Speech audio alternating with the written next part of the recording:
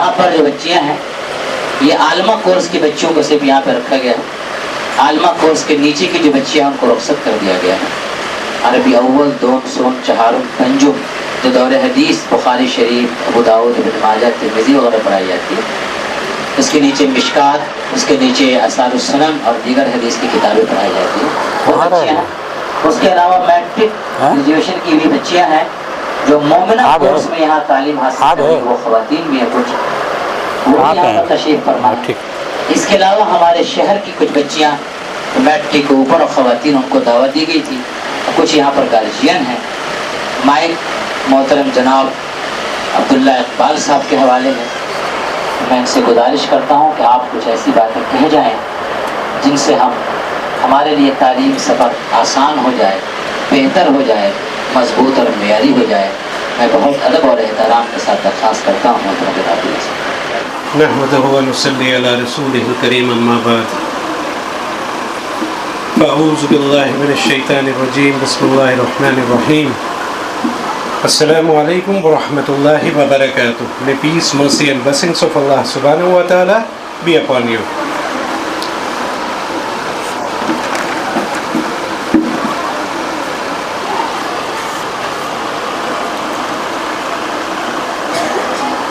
میں شکر گزار ہوں سب سے پہلے تو اللہ تبارک و تعالیٰ کا، احسان مند ہوں اپنے پروردگار کا کہ آج اس گلستے کو دیکھنے کا شرف اللہ نے ہمیں عطا فرمایا. ساتھ ہی میں شکر گزار ہوں آفتاب غازی صاحب کا، جنہوں نے بہت محبتوں سے مجھے میرے شان میں پتہ نہیں کیا کیا قصیدے پڑھے اور مجھے آپ کے سامنے کچھ کہنے کے لیے دعوت دی. حالانکہ میں ایک بہت چھوٹا سا انسان ہوں، ایک ادنا سا انسان ہوں. میں آپ کو اپنی کچھ پرسنل لائفز کے بارے میں بھی بتاؤں گا. شکر گزار ہوں اپنے بھائی ڈاکٹر تشکین اعظمی صاحب کا، جن کے وجوہات سے آج ہم دربھنگہ میں ہیں. ہمارے ڈاکٹر تشکین صاحب جو ہمارے بھائی ہیں، ہمارے رخت جگر ہیں، آج میرے سفر میں یہاں تک پہنچنے میں پہلا جو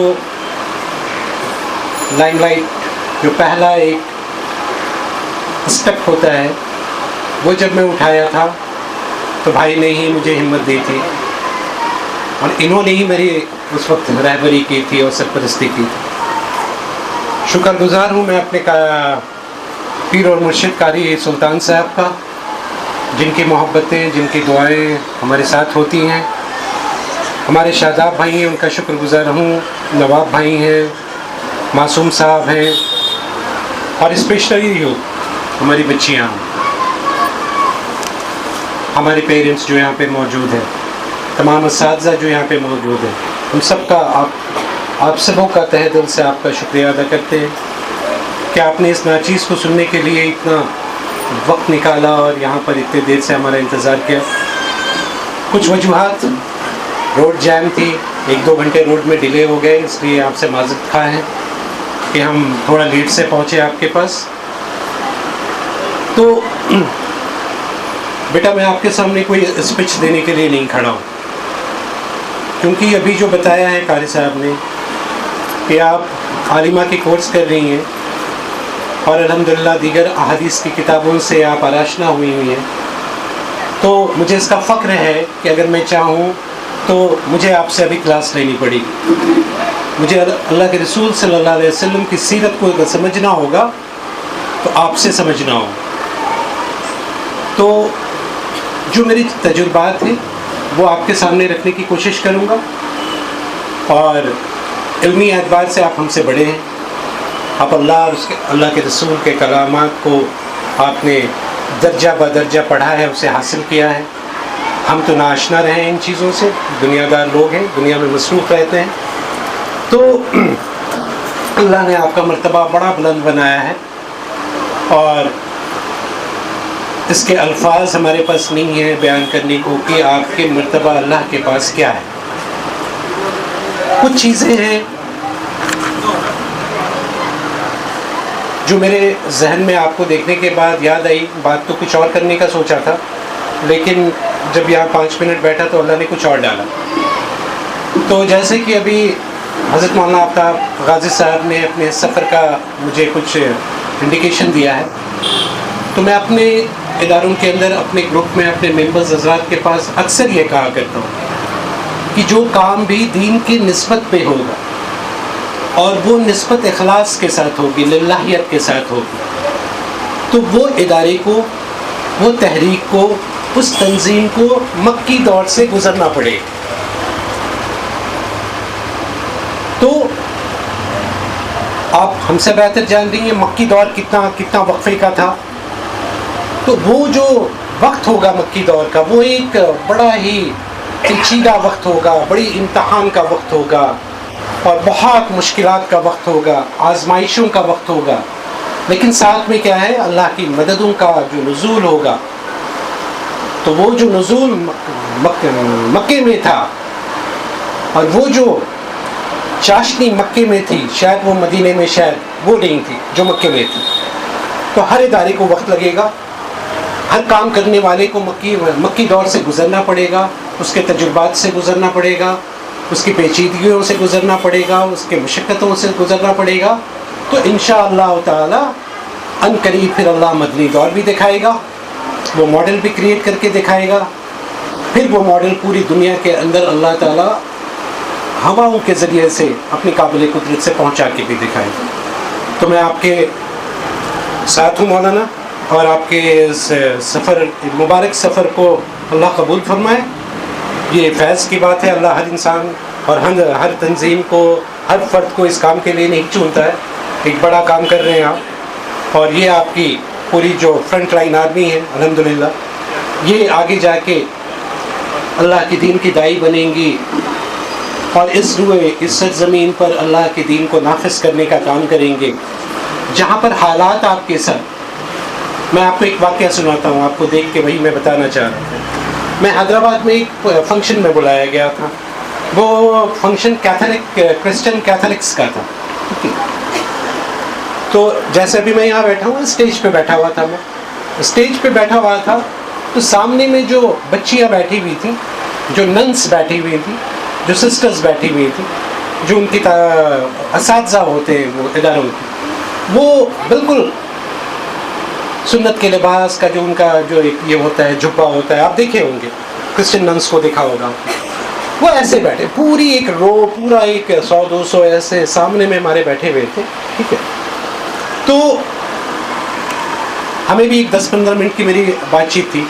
جب میرا وقت آیا تو میں نے ان سے یہی کہا کہ آپ جو یہاں پر، یہ بھی ایک پھول ہے لیکن یہ کاغذ کا پھول،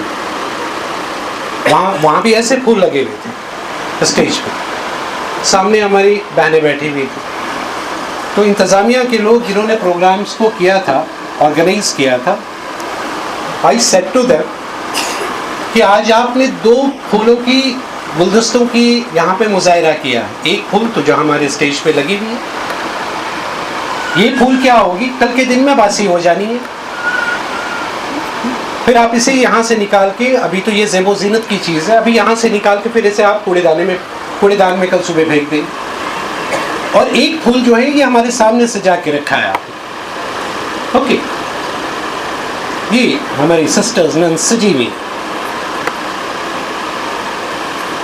ان کا جو لباس ہے وہ اہل کتاب ہے. تو جو لباس ہے ان کا آپ کو بھی پتہ ہے، جبے ہوتے ہیں، پردے ہوتے ہیں، حجاب ہوتا ہے، یہ ساری چیزیں ہوتی ہیں. تو میں نے ان سے پوچھا کہ آپ جب یہ مانتے ہیں، آپ قائد ہو کے، آپ ذمہ دار ہو کے، آپ آرگنائزیشن کے لیڈرز ہو کے، جب آپ یہ مانتے ہیں کہ گاڈ نے، اللہ نے اس لباس کے اندر خواتین کو عزت دی ہے، پردے کے اندر خواتین کو عزت دی ہے، اور یہ بتایا ہے کہ تمہیں بیش قیمتی نعمت ہم نے بنایا ہے، بہت قیمتی ہوتی.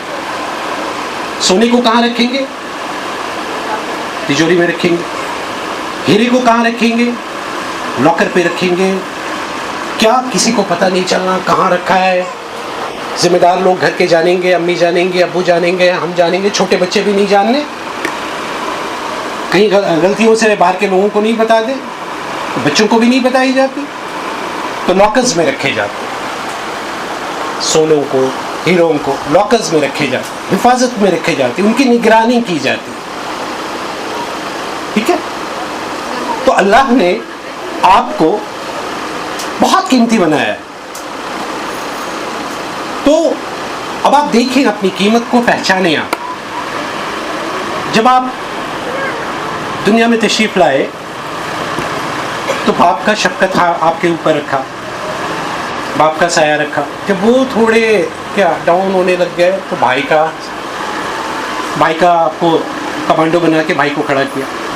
फिर वो अब आप दूसरी दुनिया में जा रहे हैं तो शौहर को खड़ा किया, ओके, फिर बेटे को खड़ा किया। मतलब कि अगर आप अपनी ज़ाती ज़िंदगी को देखेंगे, इस पर्दे वाली ज़िंदगी को, तो आज जो दुनिया है, आज जो बाहर की दुनिया है, वो क्या बता रही है? वो इसके मुखालिफ बातें बता रही है। क्यों बता रही है? वजूहात क्या हैं? जब वो अपने नन्स को, अपने सिस्टर्स को उस लिबास पे ये समझते हैं कि इसी में भगवान ने इज्जत दिया है, गॉड ने इज्जत दिया है, अल्लाह ने इज्जत दिया है, फिर आप अपने इदारे में उन बच्चियों को शॉर्ट स्कर्ट्स क्यों पहनाते? अरे बात समझ में, मैं आपसे गुफ्तगू कर रहा हूँ, कोई बयान नहीं कर रहा बेटा, आप बच्चियाँ हो हमारे। फिर आप अपने इदारों में अपनी बच्चियों को शॉर्ट स्कर्ट्स क्यों पहनाते? फैशाई के कपड़े क्यों पहनाते? अगर आप उन्हें पहना रहे हो तो आपके टीचर्स भी वही कपड़े पहनेंगे। फिर यहाँ पर आपके टीचर्स तो हिजाब में हैं, निकाब में हैं, पर्दे में हैं, बच्चियों को आप ये क्या पहना रहे हैं? स्कर्ट्स पहना रहे हैं, शॉर्ट्स पहना रहे हैं। वजूहात क्या है इसके पीछे? एक बहुत बड़ी वजूहात है। ये जो पर्दे की मुखालफत बताई जा रही है आपको पूरी दुनिया के अंदर, कि ये इसलिए बताई जा रही है कि पूरी दुनिया की फैशन इंडस्ट्री, ठीक है, उस पर डिपेंड करती है। वो असल मामला मैं आपको बता दे रहा हूँ, ठीक है।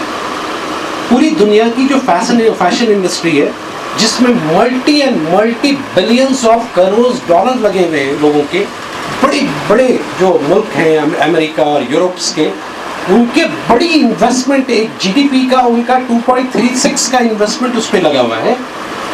इसलिए अगर लोग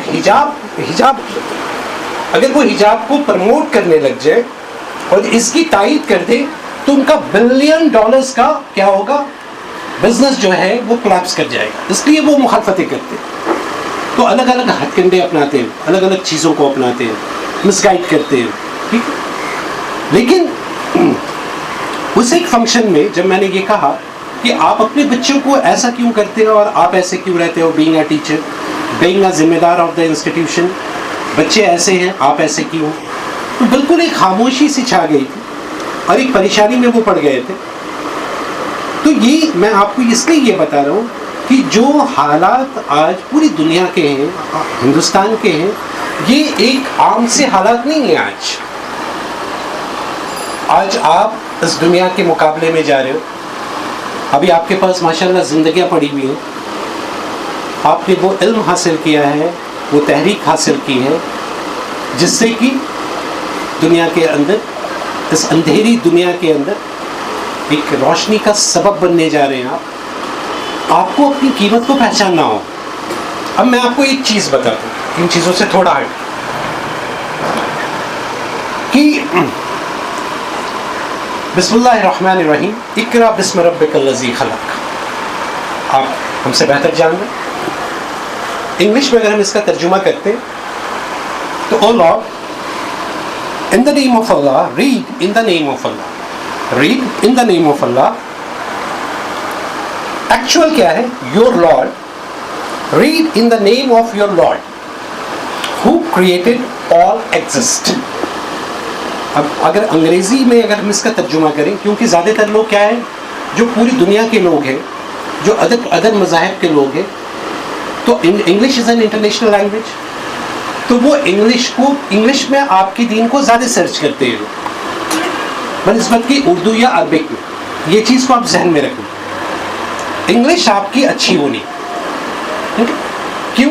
क्योंकि एक बहुत बड़ा तबका दुनिया का वो इंग्लिश को प्रेफर करता है, वो इंग्लिश को जानता है, इंग्लिश को सुनता है, इंग्लिश बोलता है। हिंदी और उर्दू कितनी कंट्री में लोग जानते हैं। आप पूरे यूरोप में जाएंगे तो इल्ला माशाअल्लाह कोई बोल लिया, अगर कोई इंडियन, कोई पाकिस्तानी, कोई बांग्लादेशी होगा तो वो बोल सकता है। لیکن وہ یورپینس نہیں بول پائیں گے, افریقنس نہیں بول پائیں گے, لیکن وہ افریقنس انگلش بولیں گے. اوکے, وہ چائنیز بھی انگلش بولیں گے, رشینس بھی انگلش بولیں گے, اردو نہیں بول پائیں گے. اوکے, تو انگلش میں مہارت حاصل کرنی ہے. اوکے, تو اب یہ جو میں نے ابھی آپ کے سامنے کلام پاک کی جو آیت رکھی ہے, اقرا بسم ربک الذی خلق, یہ کیا ہے مطلب؟ اگر آپ اس کو براڈر پرسپیکٹو پہ دیکھیں گے, پلاٹ کریں گے, اس کو کھولیں گے, آپ علماء اکرام سے اس کی جب آپ ڈسکشن پہ جائیں گے, ڈیبیٹ پہ جائیں گے, تو ایک بہت بڑا خاکہ آتا ہے, بہت وسیع ہے, یہ بہت وسیع. آپ نے تعلیم حاصل کی ہے ابھی, آپ نے اقرا حاصل کیا ہے ابھی, آپ نے پڑھا ہے ابھی, پڑھا ہے آپ نے.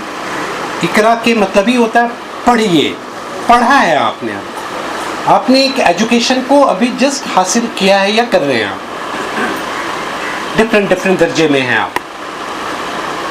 تو یہ ایجوکیشن کیا ہے جس کو ایجوکیشن بولتے ہیں, وہ کیا ہے؟ آپ کو ایجوکیشن سے کیا ملتا ہے, اس کا اثر کیا ہوتا ہے؟ اگر ایک بندہ ایجوکیٹ نہیں ہوا, ایک بندی اگر ایجوکیٹ نہیں ہوئی, تو اس کے اثرات کیا پڑیں گے؟ اور ایک اگر ہو گیا ایجوکیٹ تو کیا اثرات پڑیں گے؟ تو اگر میں ایک لائن میں پوچھوں آپ سے, what is the definition of education, آپ کو یہ بتا پائیں گے؟ What is education? بتا پائیں گے؟ anybody raise hand. میں بتاتا ہوں. Education is nothing but a single line answer to this question is, ایک لائن میں اس کے آنسر دیتا ہوں میں. Education is the process which awakens your mind. جب آپ اقرا کریں گے, ریڈ کریں گے, پڑھیں گے کسی چیز کو, تو یہ جو ذہن ہے آپ کا, جو برین ورک آؤٹ کرتا ہے آپ کا, ڈفرینٹ فنکشننگ کرتا ہے جو برین آپ کا, وہ کھلنا شروع ہوتا ہے. اتنا ہی کام ہے ایجوکیشن کا. اوکے, میں بتاؤں گا, آپ کو اسٹیپس بتاؤں گا تو وہ کلیئر ہوگا, اسے آپ ذہن میں رکھنا. Education is a process through which the mind awakens. Mind سویا ہوا ہے, وہ مائنڈ کو آپ جگاتے ہیں ایجوکیشن سے, وہ جاگتا ہے. آپ لکھ لینا اس لائن کو. ابھی میں جو چیزیں آپ کو کچھ چیزیں بتاؤں گا, آپ لکھنا بیٹا. آپ کے پاس ہے, کن کے پاس نہیں ہے پین, تو آپ ریورس کر لینا بعد میں. اوکے, تو ایجوکیشن جو آپ نے اقرا حاصل کیا ہے, اس کا ایک ہی مقصد ہے کہ وہ آپ کے سوئے ہوئے ہر انسان کا جو ذہن ہے وہ سویا ہوا ہے, وہ جاگے گا کیسے, اس کو جگائیں گے کیسے. اوکے, اسی لیے اللہ تبارک و تعالیٰ نے شروعات کی کہ اقرا پڑھیے.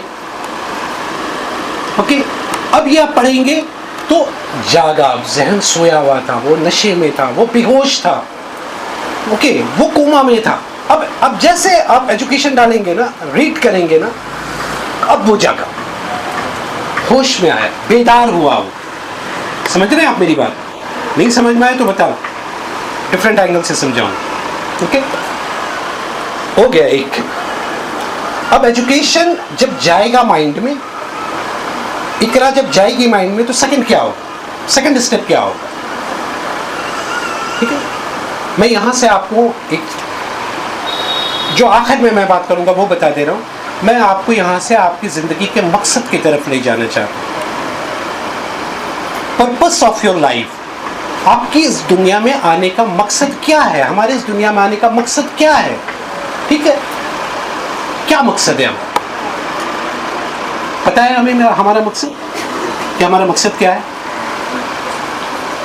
ایک لائن میں اگر ہم پوچھیں کہ ہمارا زندگی کا مقصد کیا ہے, ایک مومن کے دنیا میں آنے کا مقصد کیا ہے, ایک مسلمان کے دنیا میں آنے کا مقصد کیا ہے.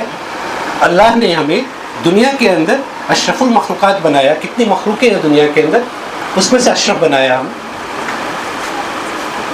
آپ صلی اللہ علیہ وسلم کی امت میں پیدا کیا. سب چیز, تمام اعضاء صحیح دیے, آنکھ, کان, brain, every thing is working all around. کچھ بھی گڑبڑ نہیں کیا. اچھے ماں باپ دیے, اچھا گھر دیا, حلال کی روزی دیے, لباس دیے, تمام خواہشات اللہ پوری کر رہا ہے ہماری. Everything. چاہتا کیا ہے وہ اتنا دے؟ What he needs from us, what he is asking to us, کیا چاہتا ہے؟ اتنی نعمتیں دے دی تمہیں ہم بندر بنا سکتے تھے, بلی بنا سکتے تھے, چوہا بنا سکتے تھے, عالمی انسان بنایا. پھر جس امت میں آنے کے لیے نبیوں نے دعا کی تم کو فری آف کاسٹ ڈال دیا وہاں. اللہ اللہم صلی علی سیدنا شفیعنا مولانا محمد وبارک وسلم. تاجدار مدینہ کی امت میں پیدا کر دیا بنا کچھ بولے. اس میں نبیوں نے دعا کی. کیا ہے کہ وٹ ہی نیڈس, کیا چاہتے ہیں اللہ آپ سے؟ کیوں آپ کی امت میں کیوں پیدا کیے؟ کیوں نہیں موسیٰ علیہ السلام میں پیدا کیا؟ کیا انسان نہیں تھے کیا اس وقت؟ نوح علیہ السلام کے وقت میں انسان نہیں تھے کیا؟ آپ کو اس امت میں اور ہمیں اس امت میں کیوں پیدا کیا اللہ نے؟ We are the luckiest human being in this world. I swear you, میں قسم کھا کے کہتا ہوں دنیا میں ہم جیسا خوش قسمت نہ کوئی ہوا تھا نہ کوئی ہوگا. نہ ہمارے جیسا نبی کسی کا ہوا تھا نہ ہوگا, تو نہ ہمارے نبی جیسا امتی کسی کی ہوئی تھی اور نہ ہوگی. تو مقصد کو ٹریس کرنا ہے. Purpose of life, what is the purpose of over life? کیا مقصد ہے جس کے چلتے اللہ نے یہ انعامات ہمیں دیے ہیں دنیا کے اندر؟